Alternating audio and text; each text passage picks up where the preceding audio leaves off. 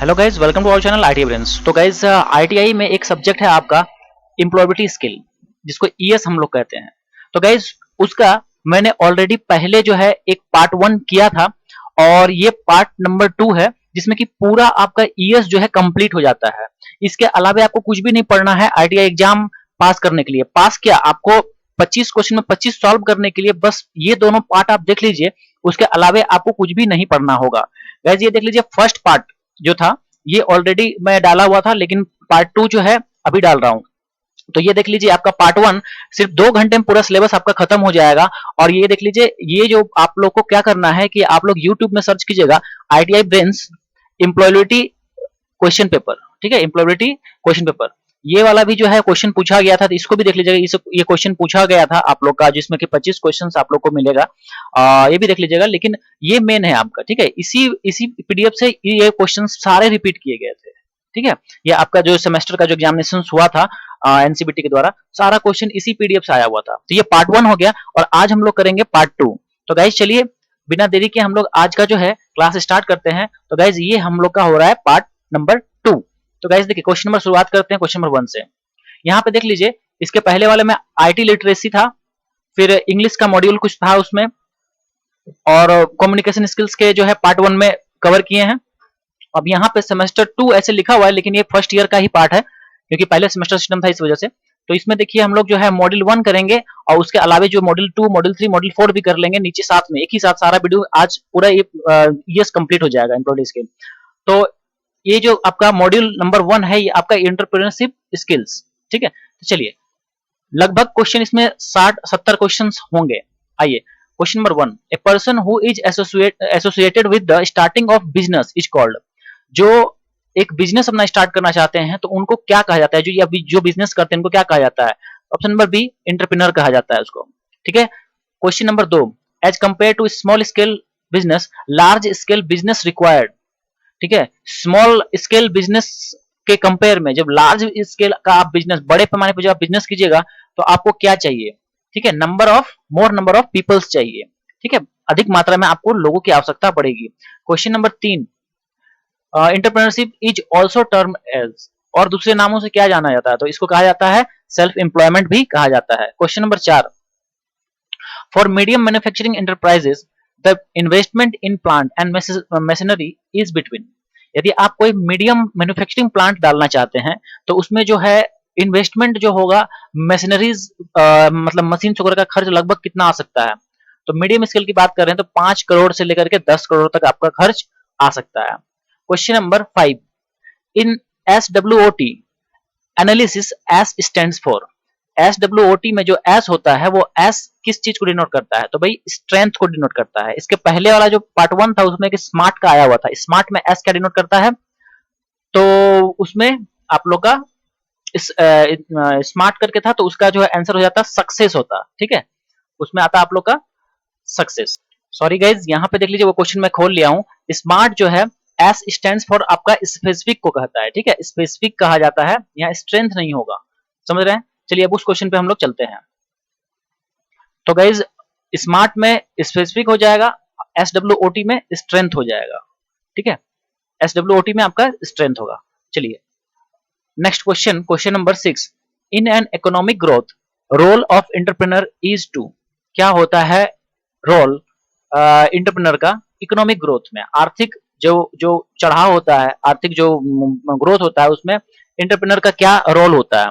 तो improve per capita income, improve पर capital income बढ़ाने के काम एंटरप्रेन्योर्स करते हैं।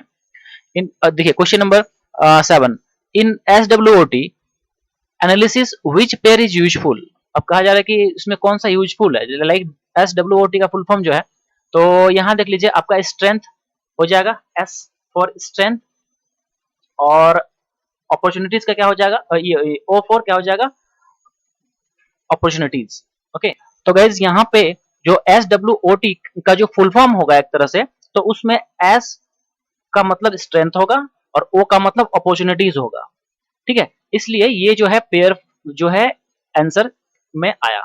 चलिए question number 8, money invested in purchasing of raw materials, payment of wages and salary, rentals electricity etc comes under, किस कैटेगरी के अंदर आता है, ठीक है। तो ये किस में आएगा, वर्किंग कैपिटल के अंदर आता है, लाइक सैलरीज हो गया, फिर भाड़ा हो गया, इलेक्ट्रिसिटी बिल हो गया, ठीक है, ये सारे वर्किंग कैपिटल के अंदर आते हैं। एमएसएमई स्टैंड्स फॉर, एमएसएमई का फुल फॉर्म, तो गाइस इसका फुल फॉर्म हो जाएगा micro small and medium enterprise, ठीक है। Micro, M for micro, S for small, फिर एम फॉर मीडियम, और उसके बाद इंटरप्राइज, ठीक है। यहां देख लीजिए ऑप्शंस में आप कंफ्यूज कर सकते हैं, तो मैक्रो भी है और माइक्रो भी है। यहाँ पे मिलाइएगा तो micro scale and medium enterprise है। यहाँ पे देखिए माइनर दे दिए, तो माइनर तो हो ही नहीं सकता, माइक्रो और मैक्रो में ही आएगा। तो एमएसएमई होता है माइक्रो स्मॉल, माइक्रो मतलब एक तरह से बहुत ही छोटा, उसके बाद फिर छोटा, उसके बाद मीडियम बीच का, उसके बाद इंटरप्राइज, तो सबसे छोटा, उसके बाद उससे छोटा, उसके बाद मीडियम। तो ऐसे आप लोग याद रखिएगा। Question number 10, paid from of idea goods and services are called, ठीक है, क्या कहलाता है भाई, एडवर्टाइजमेंट। एडवर्टाइजमेंट जो होता है, आप लोग किसी भी सर्विस के लिए प्रचार उचार जो करते हैं, जो पेड फॉर्म होता है, पैसा देके जो किया जाता है, ठीक है, तो एडवर्टाइजमेंट कहलाता है। एंड देखिए the enterprises engaged in production of goods is known as, जो इंटरप्राइजेस जो होते हैं, जब प्रोडक्शन गुड्स के प्रोडक्शन में जब इंगेज हो, तो उसको क्या कहा जाएगा, कहा जाएगा मैन्युफैक्चरिंग इंटरप्राइजेस, ठीक है, मैन्युफैक्चरिंग इंटरप्राइज कहा जाएगा, क्योंकि प्रोडक्शन ऑफ गुड्स हो रहा है इसलिए मैन्युफैक्चरिंग हो गया। आइए अगला क्वेश्चन है 12 number, the expansion of GDP, GDP का फुल फॉर्म पूछा जा रहा है, तो gross domestic product, gross domestic product. Question number 13, एसआईडीओ का फुल फॉर्म, तो एसआईडीओ का फुल फॉर्म हो जाएगा small industries development organisation, small industries, ठीक है, स्मॉल इंडस्ट्रीज डेवलपमेंट ऑर्गेनाइजेशन। देखिए यहाँ पे स्टैंडर्ड लगा दिया, स्टैंडर्ड इंडस्ट्री डेवलपमेंट ऑर्गेनाइजेशन, मिलता जुलता ऑप्शन है, लेकिन यहाँ हो जाएगा स्मॉल इंडस्ट्रीज डेवलपमेंट ऑर्गेनाइजेशन। अगला question 14, what approach is used to gain access to foreign market and quickly promote an organization interest, ठीक है, कहता है कि what approach is used to gain access to foreign market and quickly promote an organization interest, ठीक है। तो कौन सा अप्रोच लगाया जाता है फॉरेन मार्केट्स को इजीली एक्सेस करने के लिए, गेन करने के लिए, एक्सेस को गेन करने के लिए, तो गाइस क्या हो जाएगा answer, joint ventures. Joint ventures से आप इजीली जो है अपने आप को क्या कर सकते हैं, फॉरेन मार्केट में अप्रोच लगा करके अपने आप को उठा सकते हैं ऊपर। Question number 15, which investment is considered for deciding the status of marketing manufacturing enterprise, ठीक है, कह रहा है कि किस तरह के इन्वेस्टमेंट को कंसिडर किया जाता है जो कि मैन्युफैक्चरिंग इंटरप्राइजेस का स्टेटस को डिसाइड करेगा। आंसर क्या हो जाएगा, प्लांट एंड मशीनरी, प्लांट और मशीनरी से ही आप जो है इन चीजों को स्टेटस देख पाइएगा। चलिए क्वेश्चन नंबर अगला 16, which one is the correct channel through which marketers can can reach customer, ठीक है। तो चैनल, प्रॉपर चैनल कैसे हो सकता है कि जो मार्केटर्स हैं वो कस्टमर तक पहुंच सके, तो पहले क्या होगा, देखिए मैन्युफैक्चरिंग जो इंडस्ट्रीज होगी वो मैन्युफैक्चरिंग जो करती है, उस मैन्युफैक्चर से कहाँ जाएगा, रिटेलर के पास जाएगा, ठीक है, मैन्युफैक्चरर से कहाँ जाएगा, रिटेलर के पास गया, रिटेलर के पास फिर कहाँ जाएगा, कस्टमर के पास चले गया, समझ गया।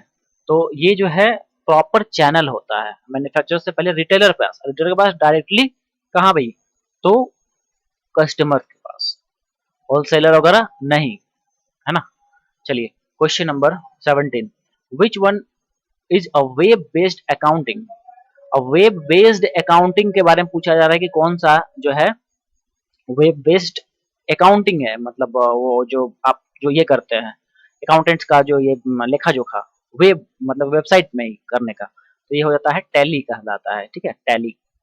आइए अगला मॉड्यूल अब आ गया है प्रोडक्टिविटी के बारे में, ठीक है, तो हम लोग अब इस पे कुछ क्वेश्चन से 20-25 क्वेश्चन वो देख लेते हैं। चलिए question number 1, during using ATM authentication is provided by customer bye entering, क्या एंटर करके ऑथेंटिकेशन प्रूव करते हैं कि आप राइट ऑनर है कि नहीं उस एटीएम कार्ड का, तो हो जाएगा पिन, पिन डाल करके। ठीक है, एक्सपेंशन ऑफ एटीएम तो हो जाएगा automated teller machine, automated teller machine. चलिए next question 3, low productivity will lead to, यदि कम पैदावार होगा तो उससे क्या हो सकता है, decrease in GDP per capita. ठीक है, जाहिर सी बात है ग्रॉस डोमेस्टिक प्रोडक्ट जो है क्या होगा, डिक्रीज हो जाएगा। अगला question, question number 4, production is defined as a ratio of, production जो है किस तरह से डिफाइन कर सकते हैं, किस किस चीज का रेशियो, तो प्रोडक्शन हो जाएगा आउटपुट बाय इनपुट। ठीक है, आउटपुट बाय इनपुट। अगला question number 5, productivity is defined as the ratio of, productivity same question है तो आंसर इसका भी क्या हो जाएगा, output by input. The expansion of ATM वही हो गया automated teller machine. Question number 7, the process used by a business to verify the identity to their client is. ठीक है, तो आइडेंटिटी को वेरीफाई करने के लिए, हाँ, अपने कस्टमर्स का, अपने क्लाइंट्स का, ठीक है, तो बिजनेस में जो प्रोसेस है, वो प्रोसेस क्या कहा जाता है, केवाईसी कहा जाता है। ठीक है, आप लोग बैंक वगैरह में देखे होंगे केवाईसी कराया जाता है, नो योर कस्टमर, केवाईसी मतलब नो योर कस्टमर। चलिए अगला क्वेश्चन है, what is the advantage of automation, automation का एडवांटेज पूछा गया है तो क्या हो जाएगा, रिड्यूस्ड ऑपरेशन टाइम। ऑटोमेशन कुछ भी चीज को ऑटोमेटिक कर देते हैं तो उससे क्या हो जाता है कि टाइम जो है, ऑपरेशन टाइम जो है क्या होगा कि कम हो जाएगा। नेक्स्ट क्वेश्चन नंबर 9 देखिए, what is the unemployment rate if there are 125 million people in the labour force, 100 million people employed and 25 million not. 125 million people है टोटल, ठीक है, लेबर का एक फोर्स है 125 मिलियन का, जिसमें कि 100 मिलियन जो है लोग रोजगार है और 25 मिलियन जो है बेरोजगार हैं। तो अनएम्प्लॉयमेंट रेट जो है, रेट क्या होगा ये पूछा गया है। देखिए गाइस, ये जो है एक तरह का आपका WCS का एक तरह समझिए क्वेश्चन है। इसको देखिए हम लोग कैसे सॉल्व करेंगे। तो यहाँ पे हमको अनएम्प्लॉयमेंट रेट पूछा गया है। अनएम्प्लॉयमेंट रेट निकालने के लिए आपको क्या करना होगा, पहले अनएम्प्लॉयमेंट का जो टोटल जो संख्या है कितना है, 25 मिलियन है, 25 लिख दिए, और टोटल जो लेबर फोर्स है, टोटल वैल्यू कितना है, तो 125 है, तो नीचे कर दिए 125 और गुना कर दीजिए इसको 100 से, क्योंकि परसेंटेज में निकालने से 100 से गुना कर दिए। इसको कटाइएगा, ये 5 बार में कट जाएगा। ठीक है, 25 बचे 125 और फिर ये 5 100 से जब कटाइएगा तो हो जाएगा 20। कितना आ गया आंसर, 20%। ठीक है, 20% जो कि आंसर हो जाएगा ऑप्शन नंबर बी। समझ गया। चलिए अगला question, question number 10, which market determines the real veg and employment, किस तरह का मार्केट जो है रियल वेज और एम्प्लॉयमेंट को बताता है, तो जाएगा labour market. Okay, labour market. Real veg मतलब डेली पगार, एक तरह से वास्तविक पगार जो होता है वो। चलिए question number 11, which one is use to measure economic performance of whole country और रीजन, किसी पर्टिकुलर रीजन में या फिर पूरे कंट्री का इकोनॉमिक परफॉर्मेंस को बताने का जो जो चीज है वो क्या है, वही जीडीपी, बार बार बता रहे हैं जीडीपी, ग्रॉस डोमेस्टिक प्रोडक्ट। हाँ ठीक है, ग्रॉस डोमेस्टिक प्रोडक्ट। चलिए अगला question 12, which one of the following is not a category of pure risk. ठीक है, तो गाइस इसका आंसर क्या हो जाएगा, ऑप्शन नंबर बी, जो कि हो जाएगा टेक्नोलॉजी रिस्क। ठीक है, ये मतलब कहा जा रहा है कि प्योरली, ठीक है, विच one of following is not A category of pure risk, मतलब उसमें 100% जो है रिस्क नहीं होता है, मतलब प्योर रिस्क नहीं है एक तरह से। तो कौन सा, किस तरह के कैटेगरी में, तो टेक्नोलॉजी वाले में। चलिए, क्योंकि टेक्नोलॉजी कभी झूठी नहीं हो सकता है इस वजह से, ठीक है ना, तो उसमें रिस्क फैक्टर भी थोड़ा सा कम होता है। देखिए, विच one of the following is not an objective of incentive, incentive का कोई मतलब जो है एक ऑब्जेक्टिव नहीं होना चाहिए। कौन सा, high production, high cost of production. ठीक है, high cost of production, option number B. अगला क्वेश्चन देखिए, question number 14, which one of the documents is not acceptable for fulfillment of KYC norms, कौन सा आपको जो है जरूरी नहीं होता है या फिर कौन सा एक्सेप्ट नहीं किया जाएगा इन केवाईसी में, नो योर कस्टमर में। देखिए वोटर आईडी कार्ड तो चाहिए ही चाहिए, फिर राशन जो कार्ड है वो भी चाहिए, वो भी आइडेंटिटी उससे आपको पता चलता है, रेसिडेंस सर्टिफिकेट भी चाहिए, लेकिन इनकम सर्टिफिकेट का आवश्यकता नहीं होता। तो इसका आंसर क्या हो जाएगा, इसका आंसर हो जाएगा ऑप्शन नंबर डी हो जाएगा। ठीक है, ऑप्शन नंबर डी। चलिए अगला क्वेश्चन 15 कहता है कि which stage is a period of rapid revenue growth. ठीक है, which stage is a period of rapid revenue growth. तो क्या होगा इसका answer guys, option number a growth stage. ठीक है, ग्रोथ स्टेज। चलिए अब हम लोग आ जाते हैं मॉड्यूल नंबर 3 पे। तो मॉड्यूल नंबर 3 जो है हम लोग का आई मीन जो यहाँ पे ऐसा सेमेस्टर 3 लिख दिया गया है, लेकिन ये जो है आपका सारा फर्स्ट ईयर के कैटेगरी में ही आता है। ठीक है, पहले था ये चीज, तो हालांकि अभी जो है ये फर्स्ट ईयर का सारा सिलेबस है। ऑक्यूपेशनल सेफ्टी, ठीक है, ऑक्यूपेशनल सेफ्टी ये आप लोग का जो है ट्रेड थ्योरी में भी आप लोग पढ़ते हैं। चलिए गाइस यहाँ शुरू करते हैं हम लेके question. ABC of first aid stands for. ठीक है, एबीसी जो फर्स्ट एड में जो स्टैंड करता है क्या होता है। देखिए पहले क्या होता है, airway, breathing and circulation. Airway, हवा को आने दीजिए, मतलब पूरा खोल दीजिए दरवाजा वगैरह ये सब, ताकि पूरा हवादार हो जाए एयरवेज। और ब्रीथिंग, ठीक है, और फिर सर्कुलेशन। ठीक, चलिए next question number 2। At what decibels sound becomes hazardous noise pollution. कितने डेसिबल पर जो है साउंड जो है हजार्डियस कहलाता है, नॉइज पॉल्यूशन के कैटेगरी में आता है। तो ऑप्शन नंबर बी एबव 80, 80 से एबव जब हो जाएगा डेसिबल तो वो हो जाएगा हजार्डियस के कैटेगरी में आएगा। Question number 3। Earthquake is measured with the instrument called. किस से आप लोग जो है अर्थक्वेक को मेजर करते हैं। ठीक है, तो क्या हो जाएगा, सेस्मियोग्राफ से हम लोग अर्थक्वेक मेजरमेंट करते हैं, ये एक तरह का इंस्ट्रूमेंट है। Question number 4। Head protection is done through. Head protection किससे हम लोग करते हैं भाई, तो हेलमेट पहन करके, पता ही होगा आप लोग को। अब देखिए fire fighting method starvation is, in fire fighting starvation method. ठीक है, तो स्टारवेशन क्या कहलाता है फायर फाइटिंग में।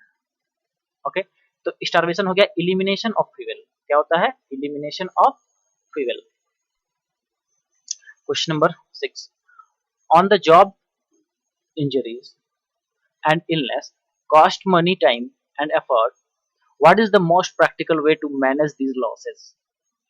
ठीक है, जैसे जॉब पे हैं आप और आपको जो है इंजरी हो गया, कट छट गया या फिर आप बीमार हैं। ठीक है, तो जो आपका जो पैसा या फिर जो एफर्ट है, ठीक है, तो कौन सा प्रैक्टिकल वे है जिससे कि आप मैनेज कर पाइएगा उन लॉसेस को, क्योंकि आपको लॉस तो होगा ना। मान लेते हैं कि टाइम का भी लॉस होगा, दूसरी बात है कि मनी का भी लॉस होगा। ऐसी स्थिति में कौन सा प्रैक्टिकल वे है ताकि उन लॉसेस को आप मैनेज कर पाइए।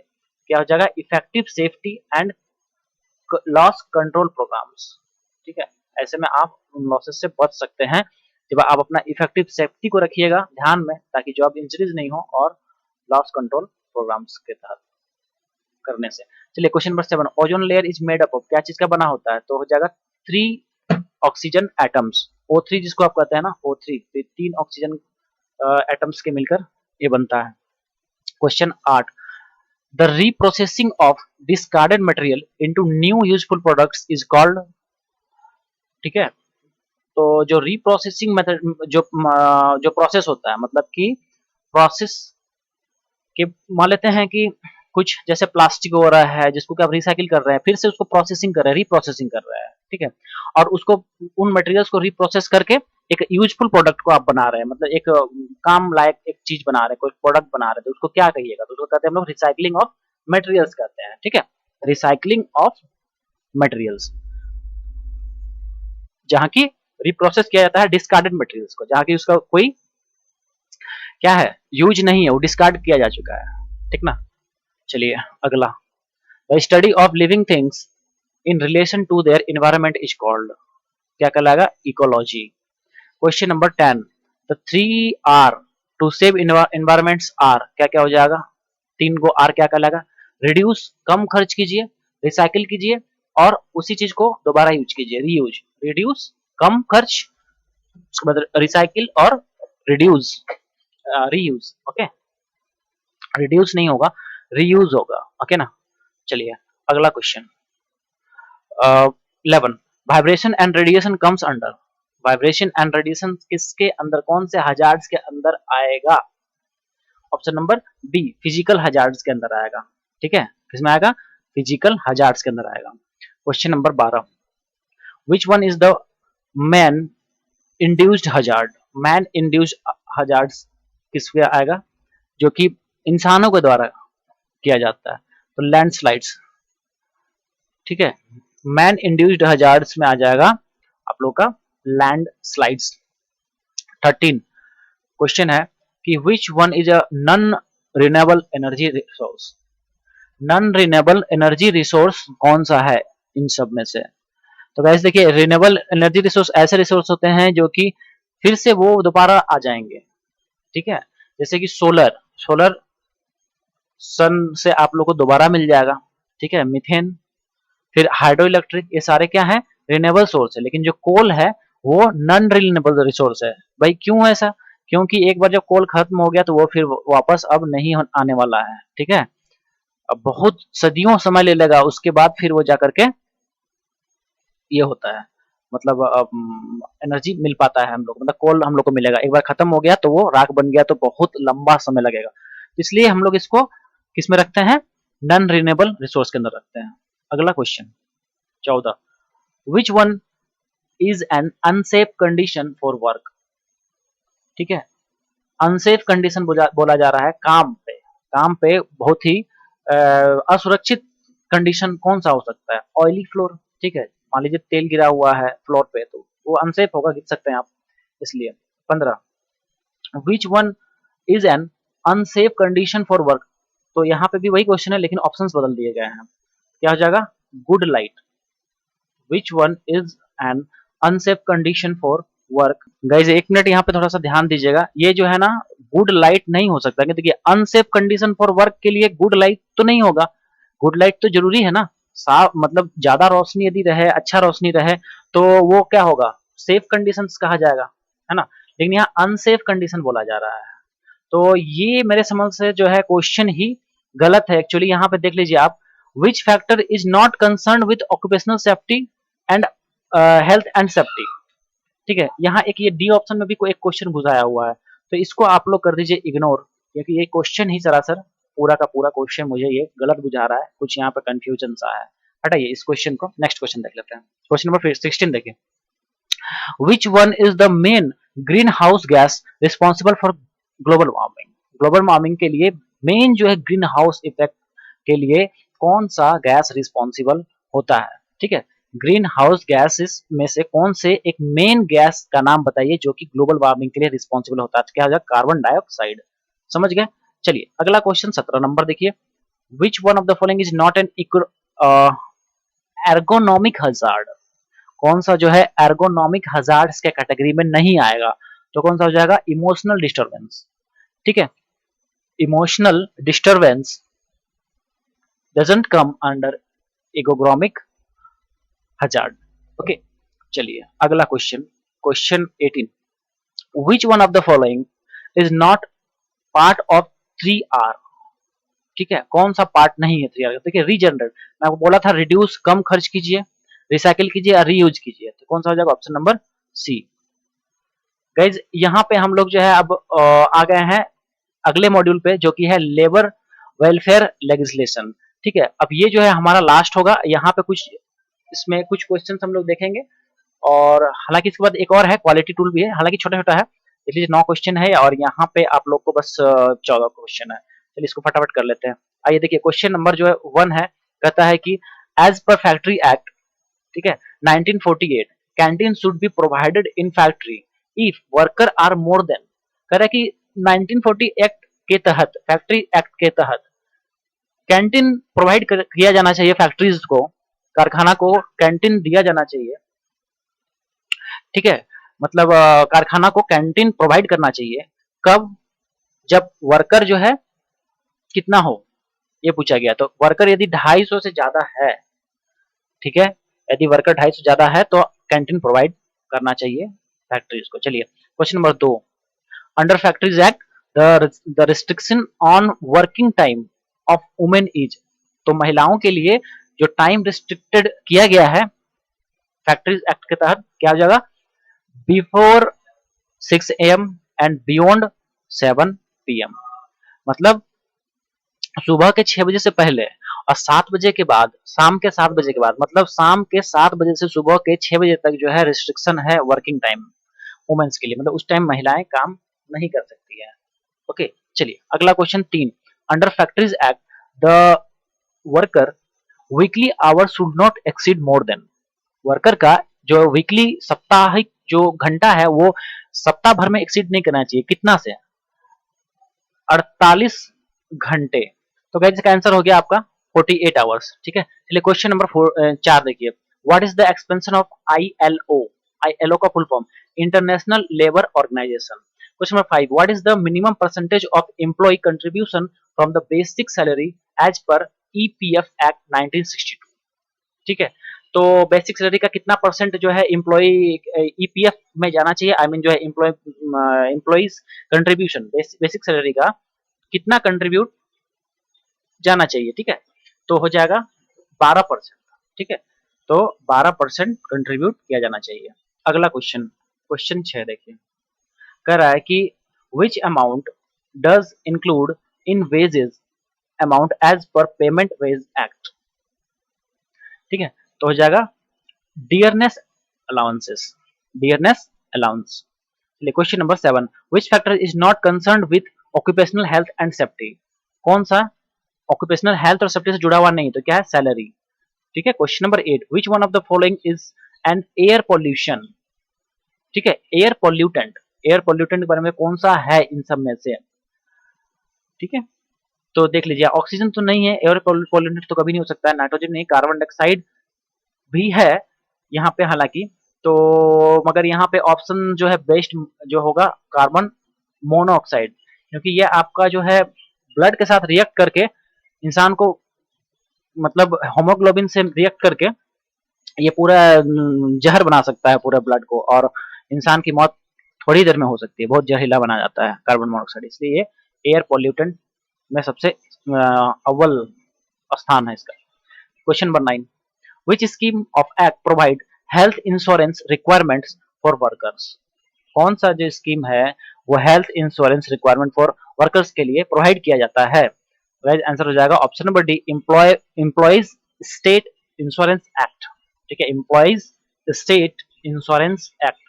क्वेश्चन चलिए अब आगे आ गया है हम लोग का क्वालिटी टूल्स का, क्वालिटी टूल्स देख लीजिए, यहाँ पे कुछ क्वेश्चन है, उसके बाद ये सेशन हम लोग का क्लोज हो जाएगा। Question number 1, fishbone chart is also called as, fishbone chart को और दूसरे किस नाम से जाना जाता है, तो जाएगा आपका cause and effect diagram, cause and effect diagram. Question number 2, in PDCA cycle P stands for, P क्या डिनोट करता है भाई, तो प्लान को डिनोट करता है, ओके प्लान। अगला question, in expansion of QMS, QMS में जो है एक्सपेंशन पूछा गया QMS का, तो क्या हो जाएगा, quality management system, quality management system. उसके बाद है PDCA का full form, plan, P for plan, D for do, उसके बाद चेक, उसके बाद एक्ट। पहले प्लानिंग कीजिए, उसके बाद उन चीजों को आप डन कीजिए, उस पर प्लान किए तो उसके बाद फिर आपको उस पर वर्क करना होगा, मतलब डू, देन चेक, उसको एक बार चेक करना होगा, उसको फिर एक्ट इंप्लीमेंट करना होगा या फिर एक्ट करना। क्वेश्चन नंबर देखिए यहाँ पे डेवलप से आप कंफ्यूज नहीं हो जाइएगा, डेवलप यहाँ नहीं होगा, ठीक है, डू करना होगा, करना पड़ेगा उसको, डेवलप नहीं। अब है total number of popular quality tools are, total number of popular quality tools are, तो कितने हैं टोटल, 7 हैं, ओके टोटल कितने हैं 7। अब सीरी स्टैंड्स फॉर, सीरी क्या स्टैंड करता है भाई, तो sorting out, seiri stands for sorting out. चलिए अगला question 7, what is the function of histogram in quality tool, quality tool में हिस्टोग्राम का क्या फंक्शन है, तो क्या है, indicate shape of distribution, it indicates shape of distribution, histogram क्या दिखाता है, शेप, डिस्ट्रीब्यूशन का, ठीक है। हिस्टोग्राम आप लोग को पता होगा, इस तरह से रहता है, ठीक है। ये आपका क्या है, हिस्टोग्राम है। फिर इसी पे जो है सीधा इस तरह से खड़ा रहेगा, ये बार्स जो होते हैं, यहीं कहीं कहीं कम गया तो ये डिस्ट्रीब्यूशन को बताता है ना। चलिए अगला question, question number 8, what is the last step in ISO 9001 registration. Last step क्या बचा हुआ था, रहता है आपका सर्टिफिकेशन एंड ऑडिट का रहता है, ठीक है। चलिए question number 9, what is the name used for word waste, ठीक है। वेस्ट जो है उसको किस नाम से हम लोग यूज करते हैं जानते हैं, तो मुडा होता है, मुडा, ठीक है, MUDA, muda. What is the formula, which formula is correct for qualify the quality, which formula is correct to qualify to quantify, ठीक है, to quantify the quality। तो क्वालिटी को क्वांटिफाई करने के लिए, ठीक है, क्वालिटी को क्वांटिफाई करने के लिए जो है किस फॉर्मूला का हम लोग इस्तेमाल करते हैं। देखिए क्वांटिफाई मतलब क्या, क्वांटिटी नंबर्स में 10 20 30 इस तरह से, और क्वालिटी मतलब गुण या फिर जो है कितना बेस्ट है वो, ठीक है। तो वो चीज हो गया। फॉर्मूला क्या आ जाएगा, Q equal to P by Q, Q is equal to P by Q something इसी तरह से है, ठीक है। ध्यान रखिएगा, इसका हो जाएगा Q equal to P by Q बस, या फिर ऐसे हो जाएगा P equal to Q square. खैर कोई नहीं, चलिए 11 नंबर, which one is not a basic tool used in quality circle, ठीक है। तो कह रहा है कि कौन सा जो है बेसिक टूल, ठीक है, विच one is not a basic tool, कौन सा बेसिक टूल नहीं है क्वालिटी सर्किल में, तो कौन सा हो जाएगा, torque wrench, torque wrench. Which one is not a certified ISO standard, अब इसमें से कौन सा स्टैंडर्ड नहीं है भाई, तो देखिए 1 2 3 तक है, लेकिन ये 10 जो है ये नहीं है, 9010 नहीं होगा। Question number 13, which one of the following is not the characteristic of quality, quality का कौन सा कैरेक्टरिस्टिक नहीं है इन सब में से, option number D, option number D क्या हो जाएगा, quality of non conformance, quality of non conformance, ठीक है। चलिए क्वेश्चन नंबर अगला, और गाइज ये जो है हमारे आज के सेशन का जो है लास्ट क्वेश्चन भी है। तो क्वेश्चन नंबर 14 देख लीजिए, कहता है कि which statement of quality was stated by quality Guru doctor JM Muran, ठीक है। तो कौन सा स्टेटमेंट क्वालिटी गुरु जो थे डॉक्टर JM मुरान के द्वारा बोला गया था, तो क्या था, quality is fitness for use, क्या बोला गया था उनके द्वारा कि quality is fitness for use. तो गाइज आज का जो ये सेशन था हम लोग का, जिसमें कि हम लोगों ने लगभग 70 क्वेश्चंस जो है कवर करा, और इसी के साथ जो है आप लोग का एम्प्लॉयबिलिटी स्किल का जितना भी क्वेश्चन था, ठीक है, सारा कवर हो गया, इंक्लूडिंग इस पार्ट को। ये पार्ट नंबर 1 था, और ये जो मैं अभी पूरा कराया हूं ये हो गया आप लोग का पार्ट नंबर 2। इसके अलावे अब एक भी क्वेश्चन आप लोग को नहीं बचता है जो कि आप लोग को एम्प्लॉयबिलिटी स्किल में पढ़ना है, क्योंकि यहीं से आपका जो है ITI CBT एग्जाम्स का सारा क्वेश्चन यहीं से आएंगे। ये क्वेश्चंस करने के बाद ITI का जितना भी एग्जाम होगा वो सारे क्वेश्चंस ही आप लोग कर पाइएगा कवर आराम से एम्प्लॉयबिलिटी स्किल्स का। तो आई होप गाइज कि आप लोगों को चीजें समझ में आई होंगी, आप लोग का प्रैक्टिस भी हो गया होगा। एक दो बार इस वीडियो को देखते रहिएगा, आपको सारा क्वेश्चंस याद हो जाएगा। तो गाइज और अदर वीडियोस के लिए आई मीन यदि आप लोग को ये करना है, जैसे कि दूसरा वीडियो यदि आप लोग को चाहते हैं लाइक आपका ट्रेड थ्योरी का या फिर WCS का, तो वो भी सारे मेरे प्लेलिस्ट में आप लोग को मिल जाएंगे। जरूर एक बार चैनल विजिट कीजिएगा, और जो बच्चे न्यू है चैनल को जरूर सब्सक्राइब कर लीजिएगा, क्योंकि यहाँ पर आपको रेलवे या फिर ITI की मेनली जो है सारी अपडेट्स दी जाती है। इवन रेलवे ही नहीं, आपको अदर जितने भी जॉब्स हैं, IOCL हो गया या फिर आपका NTPC हो गया या फिर आपका सेल हो गया, वेल, तो TTC मतलब जितने भी है कम्पिटिटिव एग्जामिनेशन, उसमें अप्रेंटिस की बहाली आती है या फिर जॉब से रिलेटेड कोई वैकेंसी आती है, वो मैं बताता हूँ। और यहाँ पे स्टडी मटेरियल्स भी आप लोग को प्रोवाइड कराया जाता है, ITI से रिलेटेड हर तरह की अपडेट्स आप लोग को प्रोवाइड की जाती है। चैनल को सब्सक्राइब करना ना भूलिएगा, दोस्तों तक शेयर जरूर कर दीजिएगा। तो गाइस चलिए मिलेंगे अगली वीडियो में, तब तक ले thank you so much and have a nice day.